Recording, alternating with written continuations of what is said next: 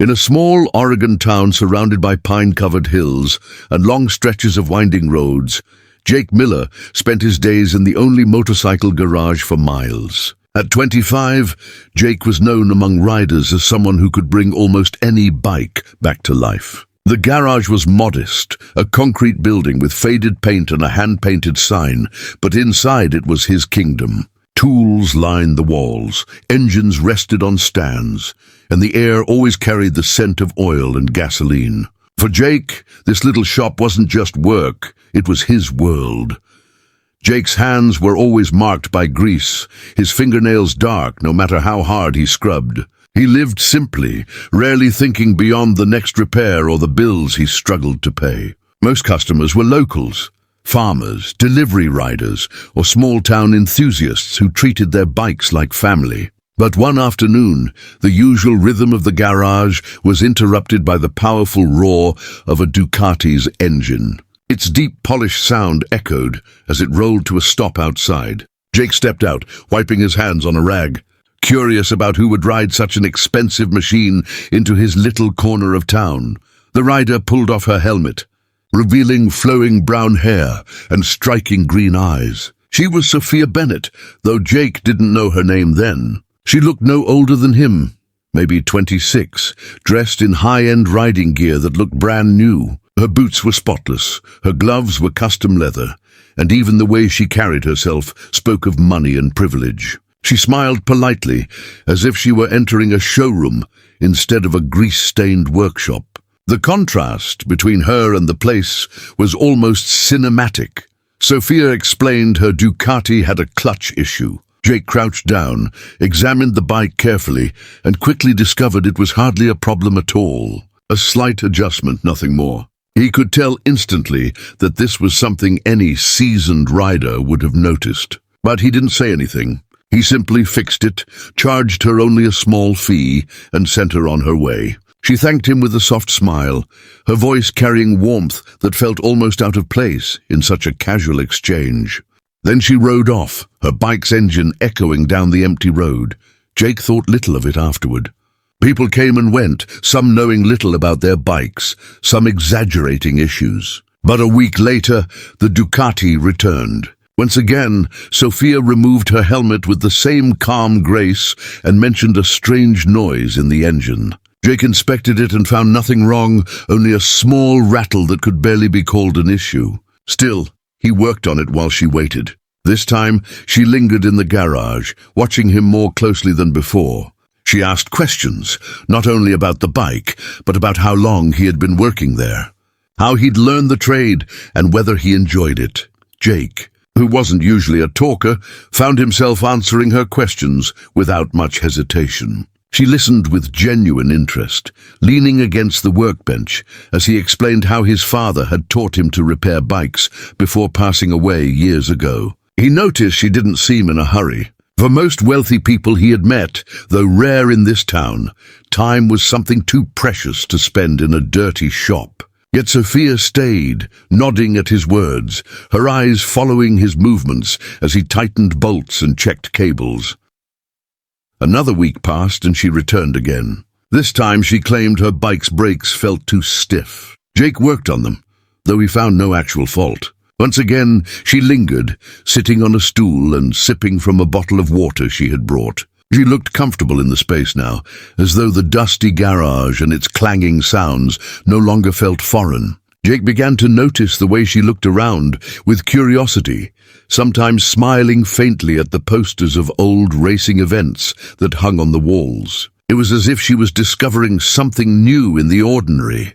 The pattern repeated itself over the next month. Every visit brought a minor issue, sometimes so small that Jake almost laughed to himself, but he never confronted her about it. Instead, he let her talk. He learned that she lived far from here, in a wealthier city, and only came to this town on her own rides. She never spoke of her family or her background directly, but her designer clothes, polished bike, and the way she carried herself spoke volumes. She seemed to enjoy talking about the rides themselves, describing the beauty of Oregon's winding roads and the freedom she felt when the wind hit her face.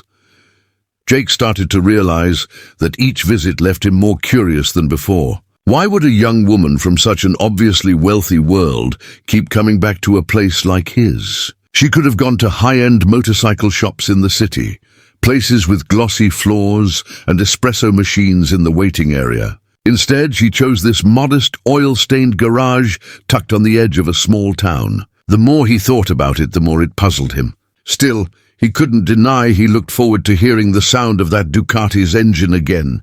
The townspeople noticed too. In a place where everyone knew each other, gossip traveled fast. They whispered about the elegant woman who kept visiting Jake's garage, wondering if she was a relative, a new customer, or something more. Jake shrugged off the comments, though he could feel their curious eyes whenever Sophia's Ducati appeared. He didn't like attention. He had always lived quietly. But Sophia's presence was impossible to hide. Each time she pulled in, it felt like the entire town took notice. One afternoon, as Jake worked on her bike, Sophia sat quietly on a stool, resting her chin in her hand. Her gaze followed him intently. The garage was quiet, except for the sound of tools clinking and the occasional hum of a nearby motorcycle passing on the road. Jake finally looked up, catching her staring. For a brief moment, neither spoke. There was something in her eyes that made his chest tighten. A softness, a question, something unspoken that went beyond simple repairs. But Jake pushed the thought aside, burying himself back in the task. Late at night, after closing the garage, Jake often thought about her. He would sit on the old wooden chair outside, the stars spread above, and wonder what brought her back again and again. Her world and his were nothing alike. She was polished, wealthy, and free-spirited, while he was grounded, struggling, and tied to the only place he knew. Yet she kept returning, as though drawn to something she couldn't find elsewhere. The mystery gnawed at him, filling him with both curiosity and unease. Still, every time Sophia rolled in, Jake welcomed her with quiet professionalism, never letting on that he questioned her reasons. He fixed her problems, no matter how small, and listened to her stories, even when they seemed carefully chosen. He told himself it was nothing more than business. But deep down, he knew there was more to her visits than she let on. Something about the way she looked at him. The way she lingered long after the bike was ready, hinted at a truth he couldn't yet grasp. One evening, the sun dipped low over the Oregon hills, painting the sky in streaks of orange and pink. Jake was finishing a long day in the garage, wiping sweat and grease from his brow when he heard the familiar hum of the Ducati's engine. Sophia rolled in slowly, her movements less casual than usual, her face more serious. She parked the bike and took off her helmet, letting her hair fall over her shoulders. For once, she didn't offer an excuse about the bike. She just stood there in the fading light, silent, as though searching for the right words. Jake sensed the change immediately.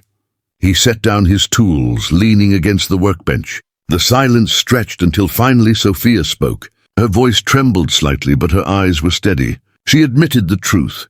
Her Ducati never had serious problems. She had invented excuses just to come back, because the garage gave her something her world never could. She confessed that she wasn't there for repairs. She was there for him. The air between them thickened, her honesty echoing louder than any engine that had ever filled the shop.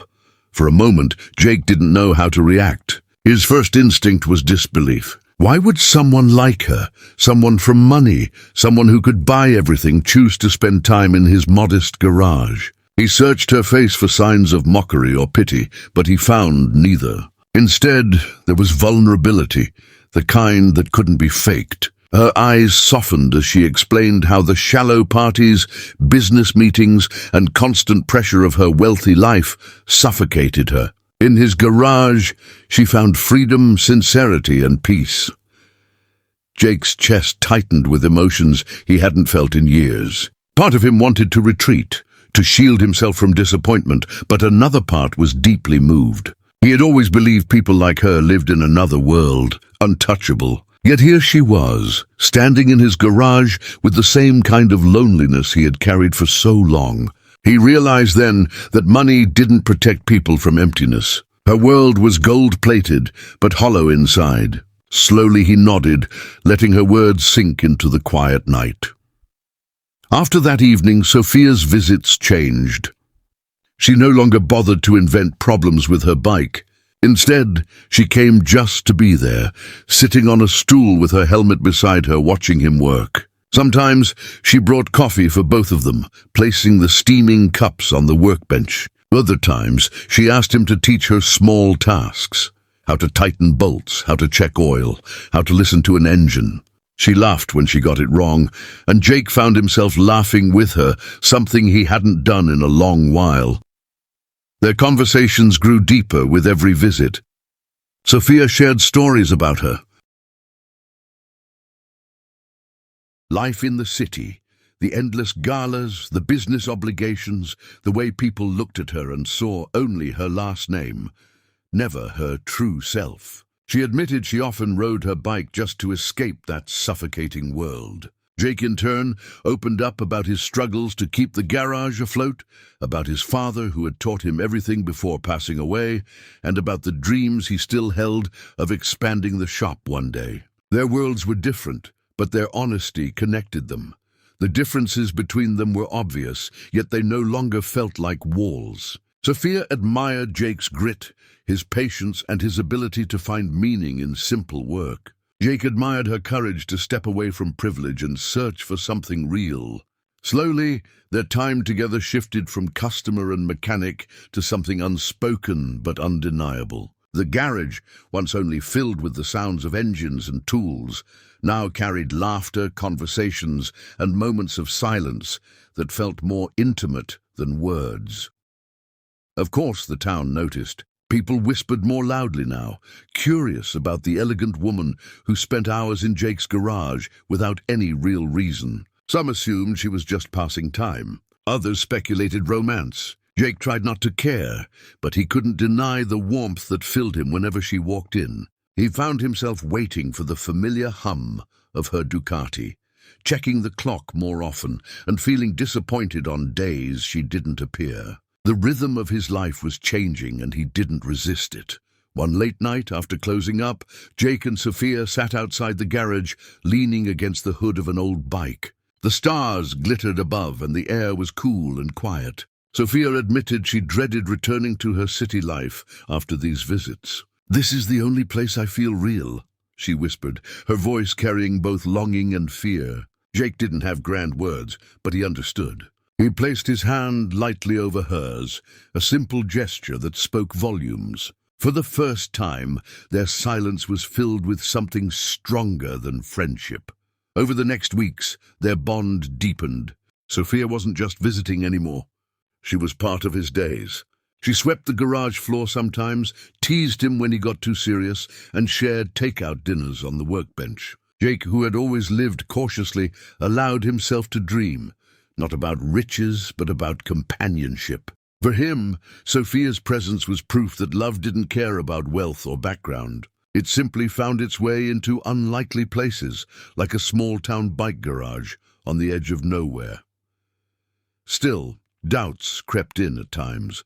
Jake wondered if her wealthy world would eventually pull her back, leaving him behind. Sophia, too, admitted her family would never understand her connection to a small-town mechanic. But every time those fears surfaced, she returned to the same truth. She chose this place. She chose him. And Jake, though afraid, chose to believe her. Their story wasn't built on promises of forever, but on the real moments they shared in the present. The garage became more than a workplace. It became a sanctuary, a space where two people from opposite worlds built something fragile but beautiful. Jake no longer saw the Ducati as just a bike. It was the bridge that had brought her to him. Sophia no longer saw the grease-stained shop as dirty. It was the one place where she felt free to be herself. Together, they transformed an ordinary corner of town into a world of their own, one filled with trust, laughter, and growing affection.